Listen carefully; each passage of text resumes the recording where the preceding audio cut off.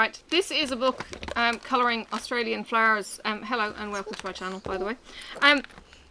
This is a book. I was in the post office sending some mail, saw this on sale for $5, couldn't resist and picked it up. And thought I would do a flip through with you. So there is, from what I could see going through this book, are you ready to go? Or are you going to sit here? You going to sit? You have a colour list, we've got these colour charts, and you've got a colour pane, and you've got your one pane that's not coloured, so you can colour it in to mimic what's in the book. I don't want Flopsy on the book, thank you. Oh, look at all those flowers, Sophie. Okay. So lots and lots to choose from these plates. Careful, careful, you're creasing the book. Alright, there are 90 pages. Alright, so here you go. So this is wattle. You find out from the introduction. Actually, it's not, it's acacia. It's probably all in the wattle family. Well, yeah. These are all different kinds of wattles, what we call wattles in Australia. So you've got the different flowers. It's not grayscale. You would have to do your own shading.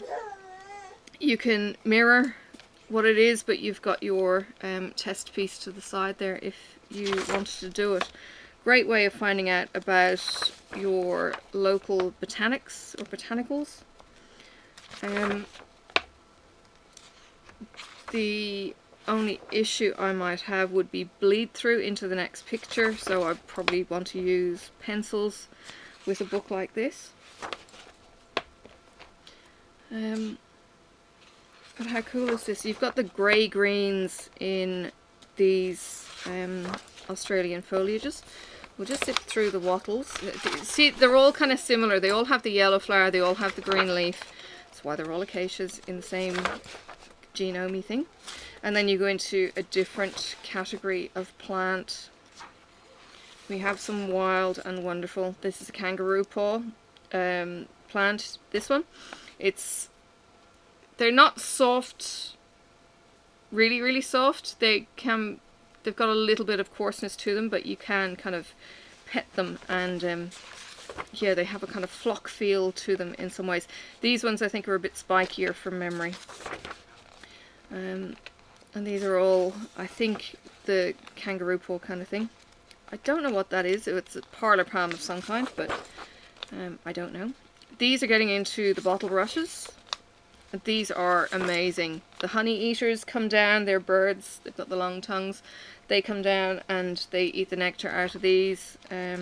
These are Banksia, I think. Yep, Banksias are the bottle brushes. Lots and lots of variety in each of these. That's the previous plate. And the heads are huge. They can be quite big. 28. 28 is a Boera. I don't know that. I may have had it in the garden. I don't know. That doesn't look overly familiar either.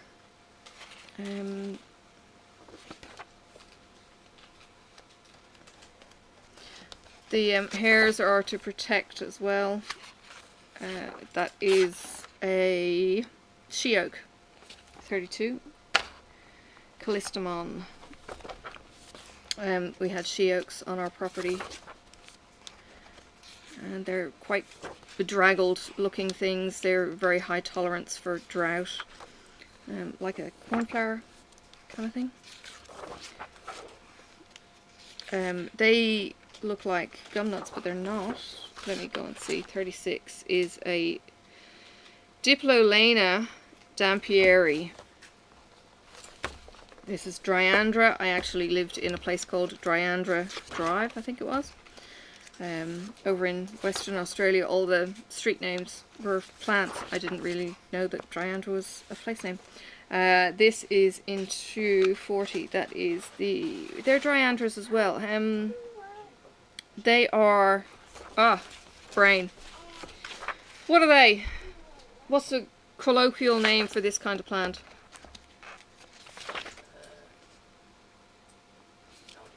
Oh, you've got the bottle brush, and then you've got the... Oh, I can't... No? They're all Dryandras. Okay. Yeah, sorry. There is a local name, but I can't think of what it is. Into the Banksias.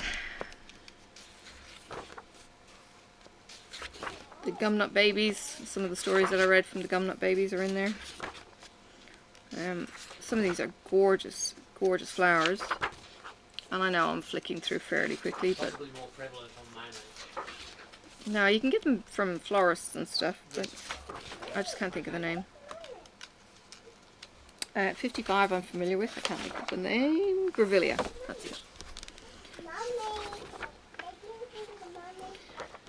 They have multiple petals. Petals come out and then they've got the stamens that come out. They're all honey eater based pollination. So the honey eaters have long beaks, long skinny beaks, and then a longer tongue that comes out like a giraffe tongue.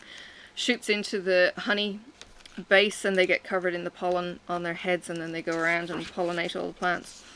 So these would be the sticky kind of pollinating bits, and this would be where they'd go to seek the honey. So they get hit on the top of the head, and that, you know, creates the pollination process. So the same with bees. If they come up, they, you know, bumble off the sticky bit and get the pollen stuck on them, and then they go and dig into the flower and rub the pollen onto the other bits, and yeah, that's how it all happens.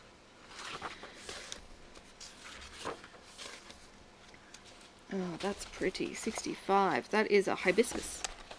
You would maybe know that more from a drink. It looks like a thistle. But it's really good because this is like an anatomical breakdown of the seed heads and the, you know, the stamens and the leaf, and it's a proper botanical drawing book, this. So you've got all the different, so you've got seed section, you've got the flower petal, you've got the stamens, you've got the seed pod, all to help you identify what the plants are.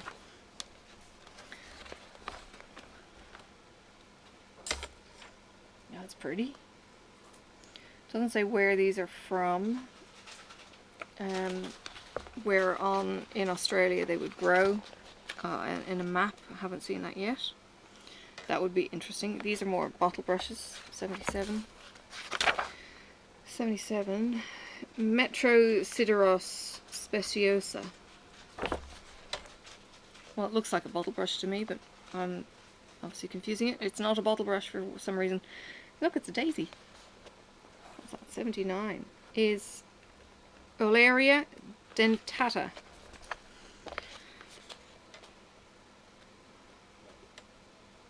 That looks like an iris. That is Philodrum lanugis. No, hang on. Philodrum lanuginosum.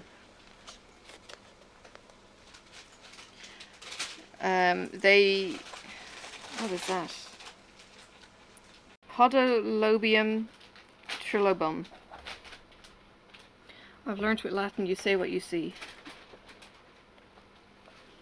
Still doesn't mean I can speak it properly. What do I call it?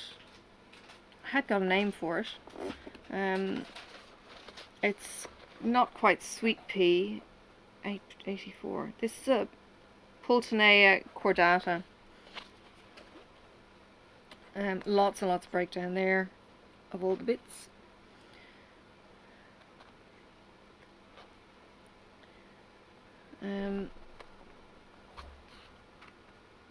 It's a Swainsona corono. Hang on.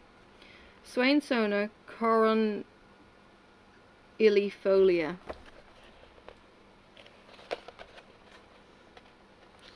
If you've ever seen flowers in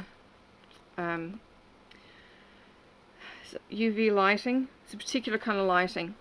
It actually shows how these lines are the runways for the bees, and this is the center that it's getting the bees to focus in on, and how the bees see in the bright kind of spectrum to be able to see those. It's really kind of cool. And look, they're the dry kind of flower things, and that's it. So this is a vintage style colouring book, features 90 illustrations of Australian flowers with line drawings side by side for you to replicate the best of your creative ability. For anyone with an interest in flowers and nature, this colouring book would make a unique and exciting gift. There is also birds. I would love to get the birds in this. This is by lakepress.com.au. As I said, this was an opportunistic purchase in the post office, but if I see that bird book, I would snap it up. I love knowing what it is I'm looking at.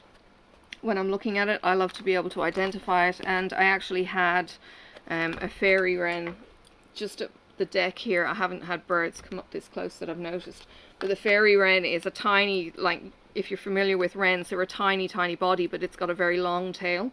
And this female fairy wren came up and took a moth off the door, you know, that was nearly as big as her head, and has headed off back to wherever she was. So yeah, love to be able to identify that. So when I got to Tasmania, I bought the Tasmanian bird books to be able to identify what they were. So I hope you've enjoyed the flick through. If I get round to doing some of the drawings, I will maybe bring you along and do a recording or have a bit of a chat while I'm doing it. I've got the colours next to me, so that could be quite cool.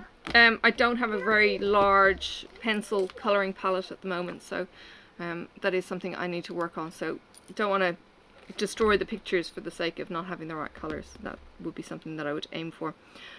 Alright, I hope you enjoyed. I will see you around, and yeah, see you on the tubes. Bye for now.